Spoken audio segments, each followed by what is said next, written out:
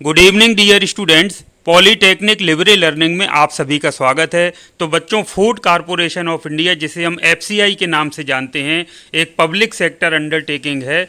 तो इसमें बच्चों वैकेंसी हैं जिसमें पॉलीटेक्निक डिप्लोमा किए हुए छात्रों के लिए, बीटेक किए हुए और जो जनरल ग्रेजुएशन किए हुए बीए, बीएससी, बीकॉम इत्यादि के लिए भी पद हैं। तो बच्चों आइए एक नज़र हम डाल लेते हैं वैकेंसी में। तो बच्चों ये अलग अलग जोन है, जोन वाइज वैकेंसी है। जैसे ये नॉर्थ जोन में है, साउथ जोन में है, तो अलग अलग है। आप जिस जोन में अप्लाई करना चाहते हैं कर सकते हैं। जैसे नॉर्थ जोन की अगर हम बात करें तो जेई इसमें सिविल इंजीनियरिंग के लिए हैं। ये पोस्ट कोड भी लिखे हैं, जैसे इसका पोस्ट कोड ए है, इसको जरूर ध्यानपूर्वक देख लीजिएगा जिसमें आप अप्लाई कर रहे हैं। स्केल है आपका 34,000 से 1,03,400 तक जाएगा। तो प्रारंभिक वेतन आप देखें 34,000 प्लस अन्य जो उसमें डीए और अन्य जो उसमें मिल करके आपका 50,000 से ऊपर ही वेतन बनेगा। तो काफ़ी अच्छा पद है।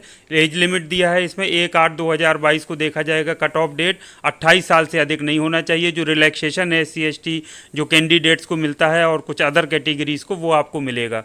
तो बच्चों इस तरीके से आप देखिए टोटल 22 पद हैं। इसी तरह से जेई इलेक्ट्रिकल मैकेनिकल इंजीनियरिंग के भी 8 पद हैं अलग अलग। उसके बाद स्टेनो ग्रेड 2 का है, एजी यानी असिस्टेंट ग्रेड 3 जनरल का, असिस्टेंट ग्रेड 3 अकाउंट्स का, असिस्टेंट ग्रेड 3 टेक्निकल का भी है, एजी यानी असिस्टेंट ग्रेड 3 डिपो का है, एजी 3 आपका हिंदी का भी है। इस तरीके से टोटल यदि हम बात करें तो टोटल जो पद हैं वो 2,388 पद हैं। तो बच्चों इसमें आप देख लीजिए अलग अलग जोन है। आप किसी भी जोन में, जिस जोन से आप बिलोंग करते हैं, यानी जो राज्य हैं उनको अलग अलग जोन वाइज बांटा गया है। तो जिस राज्य से आप हैं, जैसे यूपी से हैं, तो आप अपने जोन में ही अप्लाई करिए, ज़्यादा बेहतर है।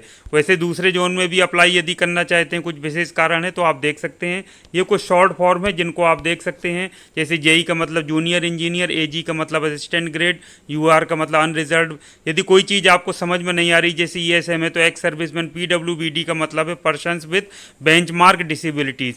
इस तरह से टोटल आपका ये सारा चीज़ इसमें दिया गया है। अब हम बात कर लेते हैं उसमें, ये सारा चीज़ है आपका वैकेंसीज़ का, कौन कहाँ पर वैकेंसी है।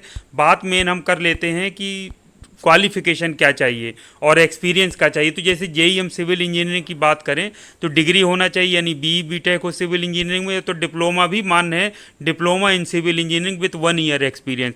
लेकिन 1 साल का एक्सपीरियंस होने थे। जो बच्चे जैसे 1 साल का डिप्लोमा करने के बाद एक्सपीरियंस कर चुके हों या कर रहे हों, 1 साल पूरा हो गया हो, तो वो लोग जरूर अप्लाई कर सकते हैं, उनके लिए बेहतर मौका रहेगा। तो सर्टिफिकेट अपना रेडी रखिए बच्चों और अप्लाई कर दीजिए। इसमें देखिए 1 साल की वजह से फ्रेशर्स इसमें अप्लाई नहीं कर पाएंगे, सिर्फ जिसको एक्सपीरियंस होगा वही अप्लाई कर पाएगा। सेम कंडीशन इलेक्ट्रिकल मैकेनिकल के लिए है। इलेक्ट्रिकल या मैकेनिकल में डिग्री हो या फिर आपका डिप्लोमा हो इलेक्ट्रिकल या मैकेनिकल में, लेकिन 1 साल का एक्सपीरियंस हो। अदर जैसे स्टेनो ग्रेड में है तो उसमें टाइपिंग भी मांगेगा, 40 शब्द प्रति मिनट, 80 शब्द प्रति मिनट अंग्रेजी टाइपिंग होना चाहिए और ग्रेजुएशन डिग्री होना चाहिए किसी भी ब्रांच में। तो इस तरीके से जनरल और अकाउंट्स टेक्निकल अलग अलग हैं, इनको आप देख लीजिए यदि आप इंटरेस्ट रखते हैं, आपके पास यदि क्वालिफिकेशन है या फिर कोई और परिचित का है यदि और वो अप्लाई कराना आप चाहते हैं तो आप उसको अप्लाई करा सकते हैं। अब मेन हम चीज़ ये पीडीएफ में आपको शेयर कर दूंगा तो आप इसको और देख लीजिएगा। मेन बात हम कर लेते हैं कि लास्ट डेट क्या है, उसके बारे में हम चर्चा कर लेते हैं। इसके साथ साथ में हम ये भी देख लेते हैं कि फ़ीस कितनी आपकी लगनी है। तो इन्हीं सब बातों के लिए मैं आपको मेन पेज पर लिए चलता हूँ। ये देखिए ये आपका सेंटर है जहाँ जहाँ परीक्षा होनी है। तो जितने भी राज्य हैं जहाँ जहाँ परीक्षा होनी है, जैसे आंध्र प्रदेश में ये सारे सेंटर हैं जहाँ रहेगी। तो जिले आप देख लीजिए जो सुविधाजनक, जैसे उत्तर प्रदेश में बात करें तो यहाँ पर इलाहाबाद, लखनऊ, ये सारी चीज़ें हैं यहाँ पर आपका रहेगा। देखिए ये लिया है द स्टेट वाइज आपका दिया है, state wise list of examination centres phase 2 के लिए। और फेज़ 1 के लिए तो बहुत सारे हैं। अगर आप देखें फेज़ 1 के लिए है तो 2 फेज़ में आपका परीक्षा होना है, फेज़ 1 और फेज़ 2। फेज़ 1 में जनरल जैसे एप्टीट्यूड, रीजनिंग हो गया, जनरल इंग्लिश हो गया, इसके अलावा जो करंट अफेयर्स हो गया, इस तरीके की चीज़ें पूछी जाएंगी। और फेज़ 2 में आपकी ब्रांच से रिलेटेड चीज़ें पूछी जाएंगी। तो इसमें जैसे उत्तर प्रदेश में देखिए फेज़ 1 के लिए तो बहुत सारे ज़िले दिए गए हैं, आगरा, इलाहाबाद, बरेली, गोरखपुर, गाजियाबाद, कानपुर, लखनऊ, मुरादाबाद, मेरठ, मुजफ्फरनगर, वाराणसी और नोएडा या ग्रेटर नोएडा। तो आप इसमें फेज़ 1 में दे सकते हैं। फेज़ 2 के कुछ कम कर दिए गए हैं, जैसे फेज़ 2 के लिए उत्तर प्रदेश में इलाहाबाद और लखनऊ 2 ही जगह दिया गया है। तो बच्चों अब मेन बात हम कर लेते हैं कि इसकी लास्ट डेट क्या है, कब से प्रारंभ हो चुका है और कब तक है, और आपके लिए जो मेन फीस वाली बात है वो, और अप्लाई कैसे करना है। तो अप्लाई तो बच्चों आपको ऑनलाइन करना है। ये देखिए डेट इसमें दी गई है, ये देखिए ये 6 सितंबर 2022 से प्रारंभ हो चुका है और आपका 5 अक्टूबर 2022 तक आपको ऑनलाइन फॉर्म अप्लाई कर देना है। इसके साथ साथ में आपको फीस भी बच्चों अप्लाई कर देना है, यानी फीस जमा कर देना है ऑनलाइन मोड से। अब फीस कितनी है इसके बारे में हम बात कर लेते हैं। तो फीस बच्चों यदि आप देखें तो 500 रुपये है। जो भी जनरल या कोई ओबीसी कैंडिडेट्स हैं वो मैं आपको दिखा देता हूँ। ये है, देखिए, ये आपका फीस है। तो ये बच्चों देखिए ये है।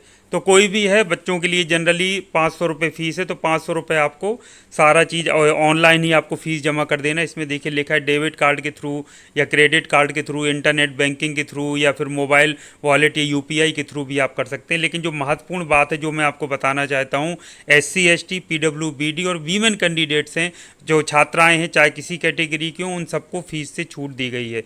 ये देखिए साफ लिखा है बच्चों, SC ST PWBD and women candidates are exempted from payment of application fee, यानी उनको कोई भी फीस का पेमेंट नहीं करना है।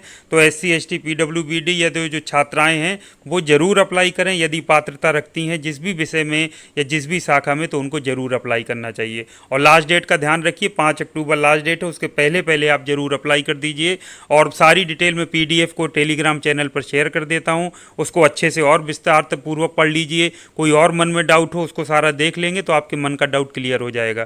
तो ये था बच्चों महत्वपूर्ण अपडेट। ऑनलाइन आपकी वेबसाइट है FCI की, fci.gov.in, उस पर जाइए, ऑनलाइन आप अप्लाई कर दीजिए और सारा जो प्रोसेस है वो ऑनलाइन ही होना है।